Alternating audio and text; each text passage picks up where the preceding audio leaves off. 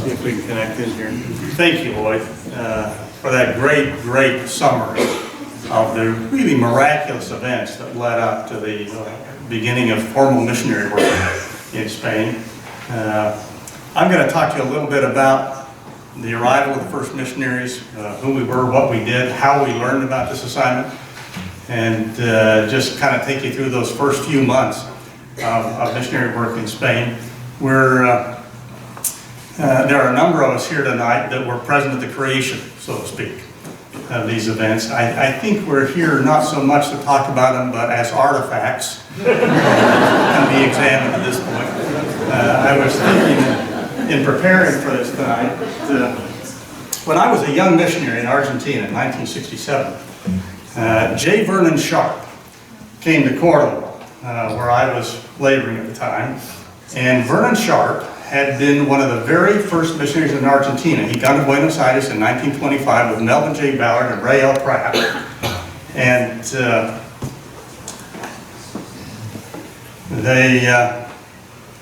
well, let's see, we're not connecting over there, or maybe we'll do without photographs. But he was the first really young missionary.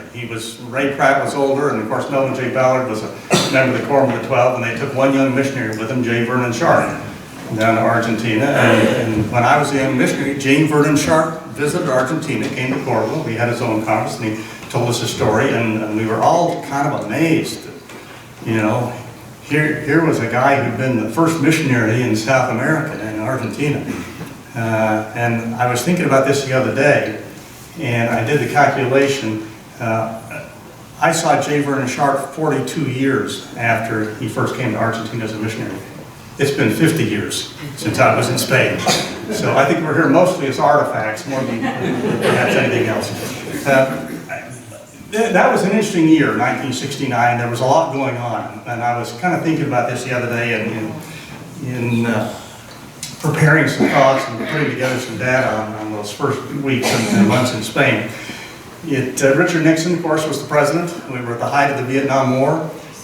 In April of 1969, 300 students at Harvard University occupied the administration building, setting off another round of student protests around college campuses that spring and summer. In fact, on May 20th, 1969, National Guard helicopters sprayed tear gas on student demonstrators on the campus of Berkeley. That was kind of the environment that spring back in the U.S. I was a young missionary in Argentina at that point, completely oblivious to what was going on back home. For the most part, we didn't really have access to any kind of regular newspapers, but there was, we were just kind of heads down doing missionary work. On Monday, which was a preparation day, the 19th of May, this is the day before the dedication of Spain in Casa de Campo, I wrote a letter home to my parents. I was scheduled to be released on May 29th. And I wrote a letter home which began with this line: I've decided not to come home, at least for a while. And I had arranged with my mission president to stay until June 12th. My group was going home on May 29th. I was not anxious to go home. I was very busy, and there was a lot going on. And so he'd agreed that, you know, I could delay, and I told my parents I'd be home on June 12th, which was just in time to get me into summer school, which was really important because the draft was very active, and if you weren't on a mission, you needed to be in school or you'd be drafted. And unbeknownst, of course, to me, the very next day, okay, we're on. We had another one of the miracles. We kind of flipped through some of these.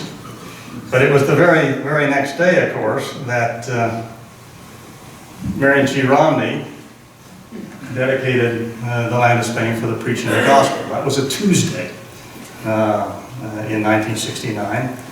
And immediately following that event, he returned home. This was the end of his trip in Europe, and he went from Madrid back to Salt Lake. I'm assuming that on Thursday, 2 days later, he probably made his report to the brethren in their regular Thursday meeting. And my father, in his journal, on the following Monday, made this entry. I phoned President Scott, that's Richard G. Scott, who was my mission president in the North Argentine Mission in Cordoba, and suggested he send 4 missionaries to Spain. He is to select them. When President Scott got that phone call, I was in fact up in Tucumán, Argentina, a 12-hour bus ride north of Cordoba. I got on the bus that night to return back to Cordoba and to the mission home. I got on the bus at 6 o'clock at night, rode all night, by myself, by the way. That happened a lot in those days. We avoid that today, but it wasn't terribly unusual when I was a missionary. I spent 12 hours on that bus by myself, coming down from Tucumán during the night, back to Cordoba, got into Cordoba, took a taxi because I was by myself, out to the mission home, and got into the mission home about 6:45 in the morning, and went into the mission home and let the president know that I was back. And he and Sister Scott invited me to breakfast. I had breakfast with the Scotts and their family, and he said to me, I want to have an interview with you this morning. So as soon as you're available, and as soon as I'm available, let's get together, we need to talk. And about 2 hours later, he called me into his office.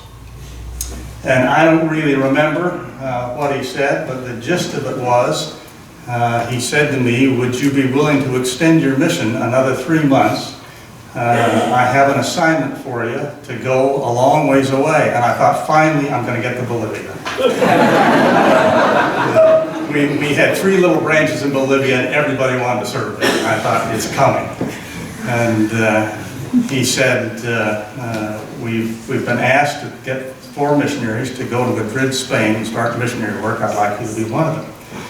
Well, it was kind of a surreal moment for me. I hadn't slept all night. I was a little delirious to start with, and this kind of threw me for a loop. I will say parenthetically, one of the interesting aspects of this is that Lloyd mentioned that it had a picture of my father in Madrid, in Spain, in 1967.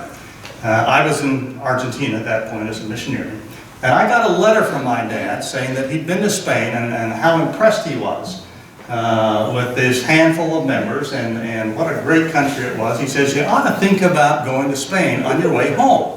Kind of a long way home. Craig Ward and I were companions at that point in Argentina. Craig ultimately went with me to Spain. And Craig and I, we got that letter and we said, wouldn't that be fun? We ought to go to Spain on our way home from our mission. And we never really thought about it again. It was kind of a ridiculous thought, but it's one of those little things that happen. Well, he said to me, President Scott said to me, after he gave me that assignment, he said, we need 3 more. Who would you like as your companions? And so we talked over a number of missionaries, and we kind of came up with a list of 5 or 6 missionaries that we thought would be great to go to Spain. And then he said to me, he said, okay, he says, write down your top 3. So I put down my list of names, and I wrote Jose Luis Barco, Robert Hernandez, and Craig Ward. And I handed him the piece of paper. I said, here's my top 3 out of that pick. He says, those are really good picks. Those are my top 3 as well. Showed me his paper with the same names. So the decision was made that the 4 of us would go to Spain. The challenge then is we had to get approval for these assignments. And communications between Argentina and the U.S. at that point were challenging, and they were made more challenging for the next few days by massive rioting in the city of Cordoba that ultimately led to the downfall of the government a couple of months later. But the city was in turmoil. There was martial law. It was a curfew. You couldn't go out at night. And the telecommunications systems, it was just almost impossible to get a call through. So getting information through and getting approval and instructions on what was to happen next really became our next challenge. I'll go again to my father's journal on the 27th of May. President Scott called to name the missionaries to go to Spain. They are Cart B. Hinckley, Craig Ward, Robert Hernandez, and Jose Barco. We got that message through that night, and then we weren't able to get through for several days, I think, before we could get a phone call through again to get any further instructions. But we ultimately did that. Note, by the way, that this is 7 days after the dedication. That's how fast this happened. And when I look at that, that's really remarkable to me. You know, it was a smaller church then, but things don't usually move that fast. They certainly don't today. But this happened very quickly. A decision was made probably on Thursday, I'm assuming, based on Mary G. Romney's recommendation from being here in Madrid on Tuesday. And by Monday, my father, who among other assignments was responsible for the missionary department, was given the assignment to get 4 missionaries to go to Spain. And the decision was made to pull those missionaries from Elder Scott's mission. President Kimball was the chairman of the missionary committee at that point, and President Kimball had a great deal of respect for Richard Scott, who was a young mission president, but very, very able, and then felt that we ought to pull these missionaries, pull out missionaries who'd been trained by Richard Scott for this assignment. That's how I think Richard Scott got the assignment to do this. But 1 week later, the decision was made on who was going there. It took us a day or two to get in touch with all the missionaries. Craig Ward was up in Bolivia. We had to get him down from Bolivia to get that assignment. Robert Hernandez was recovering from hepatitis, so he was close at hand. We talked to him, I think, the same day. And Jose Luis Barco, at that point, I think may have been over in Mendoza, about 12 hours away. We had to get him in from Mendoza into Cordoba and give him the assignment. And Jose Luis, by the way, is a native Spaniard. He was born in Galicia. He was the only one of the 4 of us that really had any time left to go on his mission. Jose Luis had about a year still to serve in his mission. The rest of us were all supposed to go home the end of May. And all had to extend for 3 months. That required, by the way, that we get approval from the draft boards or notify the draft boards back here in the United States that we weren't coming home on our scheduled date. So that was what my dad was busy doing back in the missionary department in Salt Lake and taking care of those items. But we finally got through on a Sunday to my mother. We've been trying for several days to get a hold of my father to find out if the names have been approved, number 1, to go, and number 2, where we were supposed to go. You know, that we just step off the airplane in Madrid and set up shop. And we didn't know anything. We didn't know there was a branch in Madrid. We didn't know there were any members in Spain. We didn't really know anything.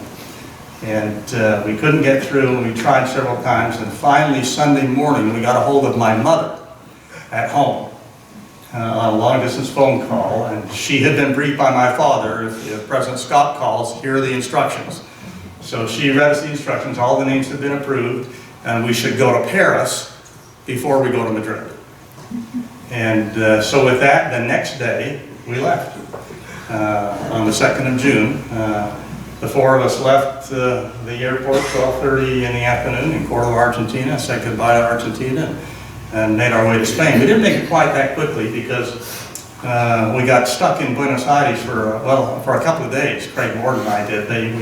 Our passports were all in Buenos Aires and Argentine immigration. We had visa disputes going on for a couple of years in Argentina over visas. They've been regularly denying visas to all the missionaries, including us.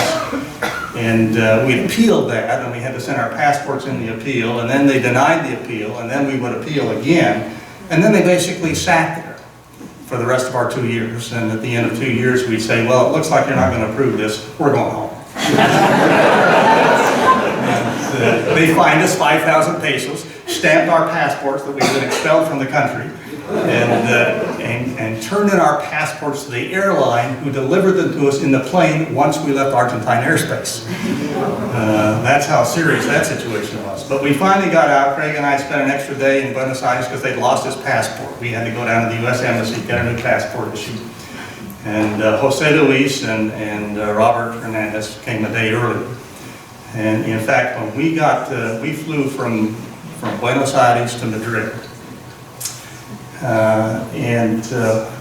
When we were we had a 5-hour layover in Madrid to get a flight to Paris. We were in the transit lounge. Unbeknownst to us, at the same time we were there, Bob Hernandez and Jose Luis Barco arrived back from Paris. They'd been there the day before. We crossed paths in the airport without ever knowing it. But ultimately made our way to Paris, came back the next day down to Madrid. And Billy Fotheringham met us at the airport, along with Elder Hernandez and Elder Barco, and drove us over to Isaac Peral Número 2, over by the Moncloa. He had rented 2 small rooms in a pension. It was basically student housing. And he had those set up for us. And in those rooms, in one of those rooms, he had put on the wall a street map of Madrid. This is the map, speaking of artifacts. And I won't unfold it for you, it's very fragile, but it's a great wall-sized street map of Madrid. So we get the lay of the city and know our way around. And Smith Griffin, who was the mission president, had assigned me in Paris to be companions with Bob Hernandez, assigned me as his own leader, and then Craig Ward and Jose Luis Barco's companions. So when we all got together on Saturday in Madrid and went to our rooms, we had this big map on the wall, and I said, okay, let's divide up the areas. And I just drew a line down the center of Madrid, right down the Paseo Castellana, north to south, and I said to Elder Barco and Elder Ward, you take that half and we'll take this half. That's how we divided up the areas. And it was really not just Madrid, it was the whole country.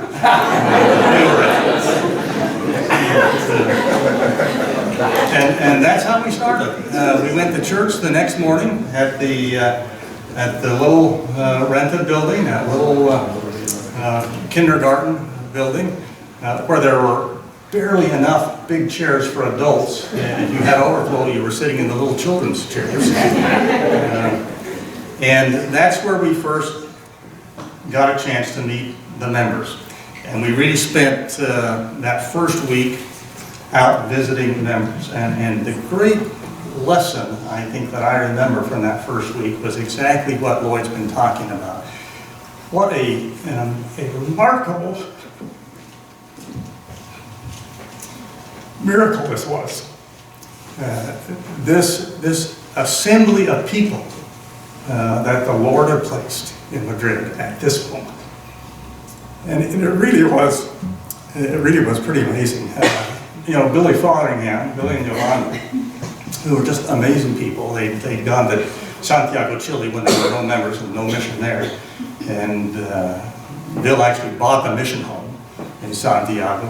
Got missionaries in from Argentina, worked with the church on that. He went to Puerto Rico later on assignment with Kodak, found himself in the same circumstance. The church wasn't there were no missionaries. Arranged to get missionaries into Puerto Rico, coming down from Florida. From there, went to Madrid and did it again. And everybody, Dean Hunger, the Nixons, everybody who was there, Jose Maria Oliveira. I have to talk a little bit about Jose Maria. One of the things that he did with us, within I think 2 days of being there, is he sat us down for, I think, a couple of hours. And he gave us this little document, which is a Xerox copy of the Religious Liberty Statute, the law. And being trained as an attorney, he walked us through it line by line. You can see the markings on it if you look up close. We've got notes all through this. And he educated us and made it very clear what we could do and could not do under the law. Essentially, in terms of missionary work, what the statute allowed is that members of non-Catholic religious associations, which was the terminology they used, could share their beliefs with their friends. That was the clause under which we were operating. And so our goal was to make lots of friends whom we could share that message. And the members, and some of you who are here tonight, were absolutely fabulous in helping us and introducing us to people.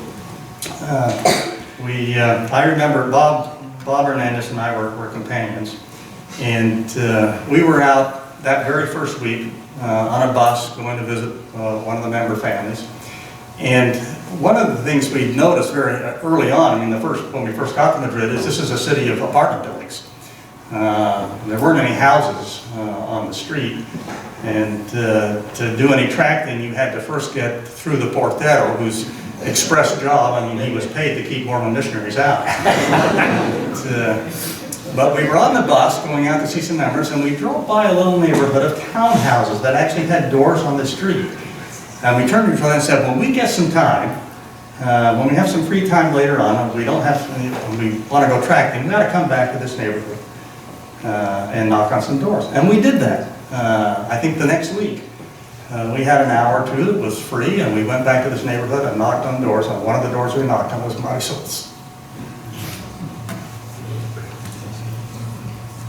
And we met her wonderful mother, who was just an angel in my mind. And she invited us in. We got to know Marisol. We got to know Marisol's little sister. We got to know her cousins. We got to know her neighbors. And just a great, great experience. But that was our first tracting experience, and one of the rare ones. The first thing we did, Tuesday morning, the first Tuesday we were in Madrid, and Tuesdays were traditionally, where we had come from in Argentina, Tuesday mornings were traditionally missionary district meetings. So we held a district meeting with the four of us, and we decided we would hold it at Casa de Campo, up at the spot where just a couple of weeks earlier, Marion G. Romney had been and dedicated land. So this is a picture from Casa de Campo on June 10th. Robert Hernandez, Jose Luis Barco. I have to say that Jose Luis Barco is one of the few people I've known who's better looking than Jose Maria Oliveira. It was a close call. But he was a great, great missionary. And he had a personality to go with it. I had worked briefly, Jose Luis and I had been companions in Argentina for, I don't know, maybe 2 weeks or something during some odd setup, but I'd spent some time living with Jose Maria. And I used to love to go out working with him because he'd walk down the street and he looked like a movie star. And he had this beautiful hair and these rosy cheeks and just really an impressive looking guy. And he'd just walk up to somebody on the street, total stranger, put out his hand and say, Jose Luis Barco, mucho gusto. And they would just freeze, thinking, who is this guy? And then we'd start talking to him about the church. He was amazing. Amazing missionary. This is another picture of that district meeting up at Casa de Campo, and that's Jose Luis Barco's trumpet that you see there. He was an outstanding professional trumpet player in Montevideo, where he lived before his mission, and he played for us that morning at district meeting, and he played this tune. This is Jose Luis playing his trumpet.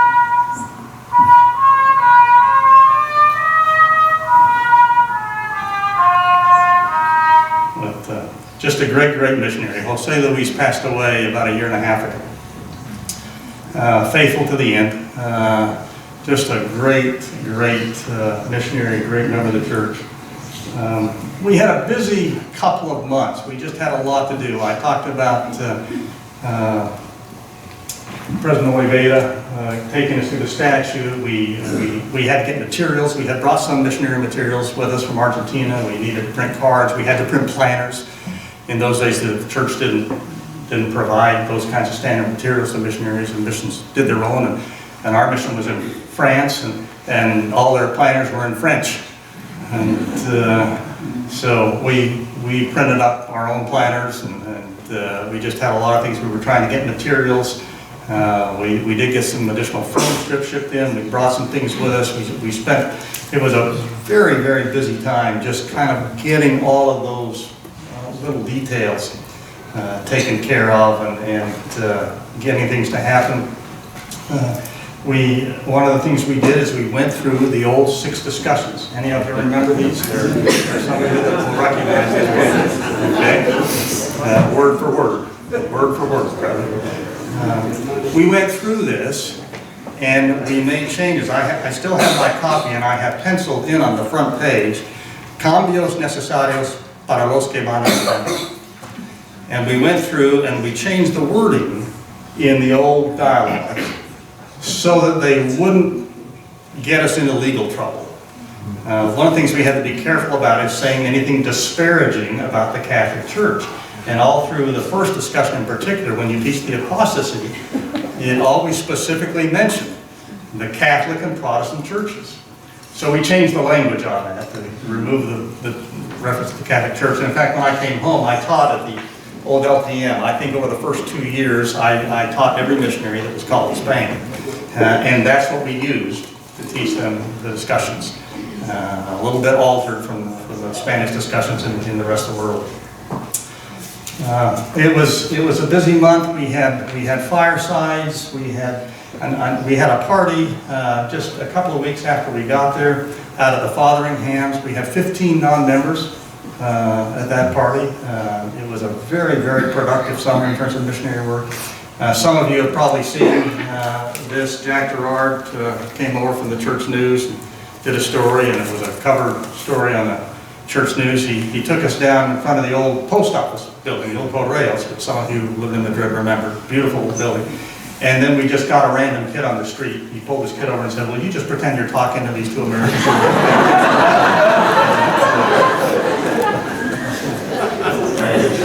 That's the picture that appeared on the cover of the Church News. I would say the first Sunday, I should mention this, the very first Sunday we were there, June the 7th, I guess, or June the 6th, whatever it was, 7th, we had our first investigator show up at the church. Anybody remember Robert Johnson? Yeah, that summer? Yeah. Anybody connected to Robert? I don't know where he is. Well, he was a companion. Okay, you were companions with Robert. Yeah, sure. Yeah. And great guy. Hinckley was teaching English, I think, over there. And he'd invited a fellow to church, and just as the meetings were ending Sunday morning, this guy showed up at the chapel. And we met him, and we arranged to meet with him that afternoon. We sat down and taught him the first discussion. We invited him to prepare for baptism on June 28th, and he said, "Yeah, I'll do that." And on June 28th, he was the first baptism we had. And baptized in the Fathering Hams pool. They would drain the pool down a couple of feet. So we had kind of a shallow place to do baptisms. And I don't know whatever happened. Angel Fernandez was his name. And I've totally lost track of him since I've been home. I don't know if he ever remained active or where he is. But he was actually the very first missionary baptism that we had. And it was exactly 3 weeks to the day after we got there that he was baptized. Again, I think just one of the great miracles of that event. One of the interesting aspects of that summer is that I spent 3 months along with Bob Haas and Craig Ward that summer in Spain, June, July, and August. Those were the most productive 3 months of my mission in terms of convert baptisms. Far more productive than any comparable period of time in our, which was a very productive area for missionary work. This was an area that was ripe for missionary work. And we had the members, and the Lord had prepared people. Most of the people we baptized were friends of members, had some association with members. It was an extraordinarily productive period in terms of missionary work. Our typical Sundays that summer, we would have 15 investigators at church between 2 pairs of missionaries. That's something I never experienced as a missionary in Argentina. It's something I never saw as a mission president for 3 years in Barcelona. I can't remember any 2 pairs. I can't remember any ward that had 15 investigators at church on a given Sunday. They'd have maybe 8 or 10, but 15 was extraordinary. That was kind of our average during that first summer in Madrid. It was a very productive area. We did start to get some additional missionaries in at the end of July. Elder Friedman and Elder MacArthur, 2 missionaries from Argentina, came in from Cordoba on the 30th of July. They were our first reinforcements after we'd been there 2 months. And Elder Friedman was going to try and be here tonight, but he was out of town, couldn't make it. We also had 2 more missionaries that came in with them from the LTM in Provo. Angus Fox and Elder Hall came in. They had been originally signed in Mexico, I think. Isn't that right? We were originally assigned to Mexico, then to Uruguay. Yeah. They were visa waiters for Mexico and then got reassigned to Uruguay, and then I think just a day or two later had that assignment changed to Madrid and came over. So we got some reinforcements the end of July. The very next day we got two more from Cordoba, Elder Seche and Elder Michalek. And that's who you see in this picture. That's Elder Michalek on your left and Elder Seche on the right. And so we began now to sort of build up our missionary force and started drawing some more lines on that Madrid map. Billy Fotheringham had put on the wall and dividing up the areas and getting apartments, and there were just a lot of logistics. Our mission president was in Paris, and so really we were kind of running the mission with the help of President Oliveira and Brother Fotheringham. Largely Dean Hunter was very helpful, and many others. In fact, we had to move apartments after a month or two in this little pension where the Billy Fotheringham had found for us. We were over by the university, and so we became friends with a lot of students, and we were teaching a lot of students. And a lot of those students didn't have, they had very sparse quarters, or they lived at home, and we couldn't teach them in their homes. Their families wouldn't allow it. And so we teach them in our little pension, our little room. When our landlady found out we were doing that, Doña Lola, she just felt like she was a partner in crime. She was a very devout Catholic, sweet woman. But she said, I can't have you doing this in my property. I just can't. And so we moved. We found a little apartment that we could live in by ourselves, and rented a little apartment on Luis Cabrera, 82. And actually the day we moved over, I was telling Lloyd this. I was looking through my journal, just trying to pull out some facts the other day from this. And Lloyd had a car, and he actually moved us. And he drove us over on Monday and helped us move into that apartment in July. But it was a very, very busy and a very productive time in so many ways. President Griffin did come down to visit us a couple times during the summer, and there you see us as our missionary force started to grow. Smith Griffin, and Smith Griffin, I just have to say how much I love this man. He was the president of the Paris mission, and that was not an easy mission to be president of in those days. Paris had some real challenges. They'd gone through a very difficult period, and some of you may remember this. The mission president's wife was killed in an automobile accident, and he was home for about a month and then came back. But you can imagine trying to be the mission president when your wife had just passed away. But he begged to come back. He didn't want to finish his mission, and the mission really ran without a mission president for a couple of months before he went home. And the missionaries kind of ran away with some things. And I remember when we went to Paris on our way to Madrid, we sat down with the assistants, and they kind of briefed us on the mission rules and mission policies. And Smith Griffin, bless his heart, had a legal-size sheet of paper, single-spaced, both sides of all of the mission rules. There was no white handbook in those days, so every mission had their own policies. But this was fine print. I mean, it was very detailed. And you had to sign that you would agree to obey this. And one of the rules was that you couldn't visit members in their homes. And so after we finished with the assistants, we went in and met with President Griffin, and President Griffin said to us, now the assistants have briefed you, do you have any questions? I said, as a matter of fact, I do.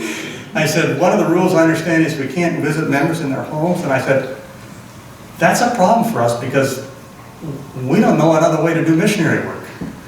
That's what we've done in Argentina. We worked through members, and we were in members' homes all the time, every day. We visit members, doing missionary work and getting referrals. And he just started to laugh. He says, those rules aren't for you. You go down there and do what you need to do. He said, I got some issues here. And he says, we'll get them back to members' homes, but I had to cut it off cold. It was out of hand. But he was a great mission president. He came down 2 or 3 times during the summer and visited with us, and we had some little zone conferences. We were technically the Spanish zone of the French mission, even though originally that zone consisted of 4 missionaries. But come August, then we started to build up our missionary focus, and we began to get a new influx of missionaries, and you can see there are a good number of us now in that picture in August when the Griffins were down. I'll quote, I wrote a letter to my dad dated August 11th, and writing home, I said, "This week I understand we received 4 of the brand new elders in the LTM, 1 transfer from the LTM, Elder Olivedo from Argentina, then a week later, the 2 other elders from the LTM, then 2 more in October and 3 more in November. That means that from September 5th to November, there will be an odd number of elders in the country." I was trying to keep my dad posted on the logistics of what was going on in the mission and hoping he could keep us supplied with an adequate number of missionaries at all times. I also mentioned, I think in the same letter, another one to my dad, that I had for the second time written Ron Whitehead. Ron Whitehead worked for the presiding bishoprics office. He was in charge of church distribution, suggesting to Ron Whitehead that he establish us as in his registers as a mission, so that he could ship materials directly to us, because getting materials was a real problem for us. Our source of materials was from Paris. Paris was supplied by Liège, Belgium, which was the distribution center for Europe, and they didn't stock anything in Spanish. And so getting materials in Spanish was just like pulling teeth, just to get copies of the Book of Mormon. And I wrote, and this is how brash young missionaries are, I wrote the presiding bishoprics office twice, saying, we need materials sent in Spanish directly to Spain. Here's my address. Send me materials. They finally did make us a mission, as you know, but that was a year later, in 1970. Well, it was a let me just say a remarkable summer in so many ways. We had great missionary success. We had Marisol's baptism. When her mother was on vacation, I was a little nervous about this. But her mother had been very explicit with us before she went on vacation in August. She said, if Marisol wants to get baptized while I'm gone, she has my permission. I'm fully supportive of it. I'll get baptized as soon as I get back. And that's in fact what happened. Marisol was insistent, and you got baptized without your mother.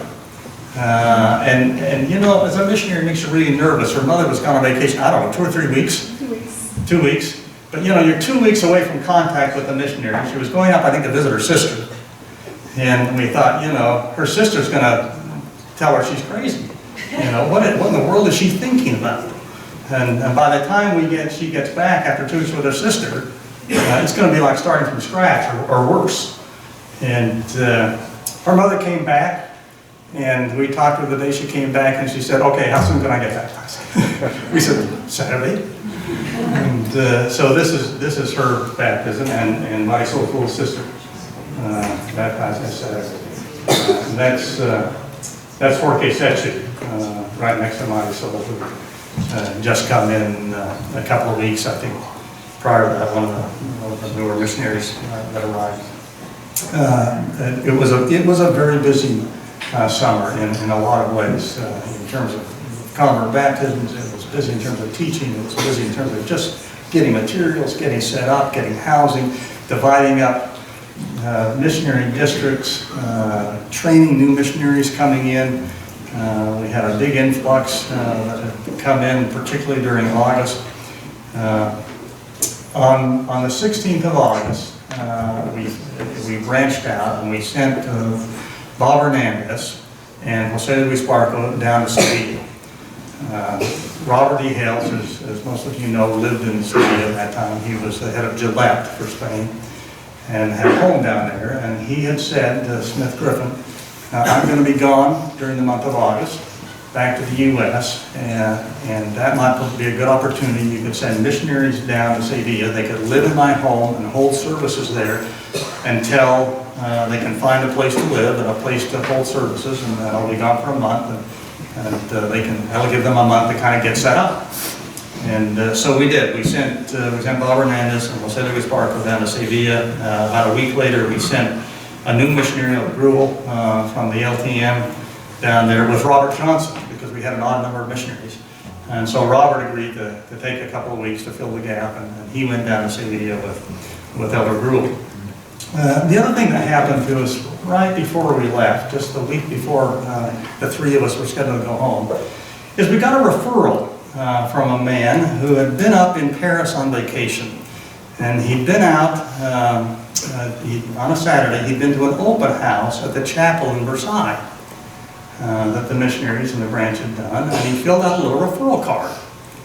And the French mission sent that down to us, and we got the card, and the day we got the card, we went to look this man up. Well, he had just gotten home from vacation the day before, so the day after he gets home from vacation, here we are, saying, we understand you were in Versailles, we sent a referral card, we're here to answer your questions. And he set up a time that we could come back and talk with him, and he said, is it all right if I invite a friend? We said, absolutely, you can invite all the friends you want. And he did invite a friend, and we went over and we taught a first discussion. The initial contact didn't seem to have much interest in the church, but his friend was very, very interested. Some of you will know, both of them. The initial contact, the referral we had was Paulino Perón, and his friend was Manuel Conejero. Manuel Conejero was probably 80 years old. And Paulino, we invited them both to church. Paulino didn't come. He didn't seem at that point terribly interested. But Brother Conejero did, and we had done a second visit just to follow up before church on Sunday, and we went over to Brother Conejero's apartment. He'd given us an address. And I don't know if any of you ever saw that apartment. It was about as big as my closet. It was one room, little tiny place. He had a bed and a dresser. That's everything he had. And we went over to visit him. And he had taken the Joseph Smith pamphlet, which we left him 2 days before. He'd taken the cover off it and put it in a little frame on the dresser. And just really was, he had a testimony already. And he came to church, and it was our last Sunday in Madrid. And he came to church that Sunday, and a few of you were there and may remember that Sunday. It's the Sunday the building fund drive started. And so in every meeting, priesthood, Sunday school, and sacrament meeting, all we talked about was raising money. And that we just, in those days you had to pay, 40%? I think the local unions paid 40% of the new building. And so it was all about, how much can you give, and give till it hurts, and make the sacrifices necessary. And we're thinking, here's this little investigator, 80 years old we've got, who doesn't have two pesetas to rub together. Just poor as a church mouse. And he comes to church for the first time in his life, and all he wants is his money. And we thought, what a disaster of a day this is turning out to be. And as we were walking down those little steps, there's a picture, by the way, of Welcome to Church News sometime later. As we were walking down those little steps of Jorge Manrique 23, after church, not knowing quite what to say to this brother, he said, I don't really have any money to give to this, but he says, professionally, I spent my life as a contractor. He says, I'm really good at building stuff.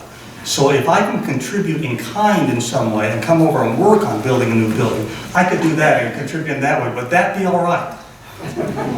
We said, yeah, that'd be fine. We went home 2 days later, and I never knew what happened to either Conejero or his friend Paulino Perón. But about, I don't know, it was several years after I'd been home.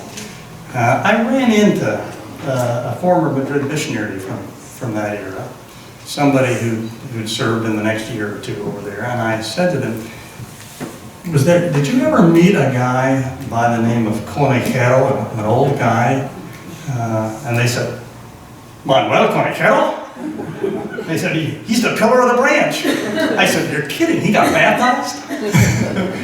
And it turns out he was. And I didn't really know until just a couple of years ago that his friend, who introduced him to the church, had also gotten baptized. We never got a second discussion with Paulina. Mark, I baptized both of them. Did you? Yeah, I had no idea. And, but I'd always wondered about this Brother Conequero after that first Sunday at church. He just seemed so sweet to want to contribute and help in some way. So it was a great experience. Well, September 1st, we left. And the three of us made our way home. Jose Luis Barco stayed behind. Elder Frieden, who had come from Cordova, from Argentina, was called as my replacement as the zone leader. When we left that summer, we had a new group of missionaries that came in just after I left from Uruguay, some of whom are here tonight. Barcelona was opened then in October. Mike Duffin and Ángel Herrero and some others went over there and opened Barcelona and had a great experience there. The work began to expand. The next summer, a mission was created. Ray and Chloe Barnes went over, and Ray was the mission president and got things rolling and expanded all through Spain. And within a few years, they divided the mission 3 ways and created 3 missions. And 30 years later, they dedicated the Madrid Temple. It was a remarkable growth, as you saw in the chart from Lloyd. Spain is one of the great success stories of the church, in terms of the church just kind of instantly grabbing hold and growing quickly. When we got to Spain, that first week of June, one of the things we did, in fact we did it in this first district meeting up at Casa de Campo, we took with us, I think Jose Maria had given us a copy of the dedicatory prayer that Mary G. Ron had given. And we read that prayer. We talked about it as missionaries. And one of the things that he talks about in that prayer is the time would come when there would be stakes, plural, in Spain. And we had a lot of talk, just sort of in the piso, you know, about that comment, that there was going to be stakes in Spain. We had one little branch. And we started sort of thinking back, and we thought, well, that's possible. And we went back and looked at the history, and it was 42 years from the time that Argentina was opened until the first stake was created. And so we did the math, you know, we were 21. And we said, okay, if we live to be 63, we could live to see a stake in Spain. Wouldn't that be something? And we didn't have to live to be 63. Craig Ward and I went back 30 years later to the dedication of the temple and spoke in the dedication of the Madrid Temple. I would just add my testimony to that of Lloyd's, that the Lord's hand was really in this. That it was a remarkable series of events that led to the establishment of the church in Spain. Many of you were a part of that. You were part of the Lord's miracle, the people that had come over there during 68 and 69. All the right pieces. One of the things that amazed us the first week as we got to know the members is that you had all the skill sets. You had an accountant who was the branch clerk. You had the Fotheringhams who had experience in starting the church from scratch in different countries. You just had this complete array of people. The Fotheringhams had teenagers. So Yolanda was the mutual president. Who had all the kids? It was somebody help me out. She was the primary president because they had 4 kids. But you know, you had all these pieces that made a complete branch, and it just mushroomed very quickly into what is today a real strong area for the church in terms of church membership, the highest church membership in continental Europe, exceeded only by the UK in the European area in terms of membership. The UK's been at it a couple of centuries longer, but it was a great faith-building experience for me to witness that. And to, in a small way, have been a part of it and see what happened and see the Lord's hand in it. I went back 30 years later for the dedication of the Madrid Temple. I remember,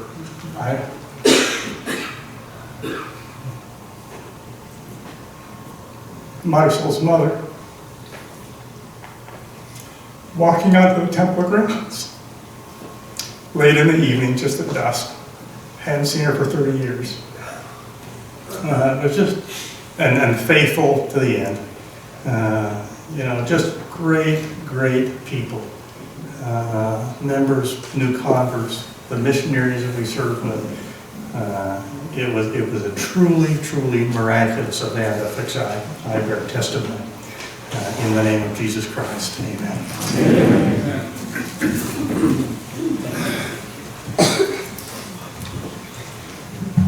Thank you all for being here. Thank you for your love of Spain. Thank you for participating.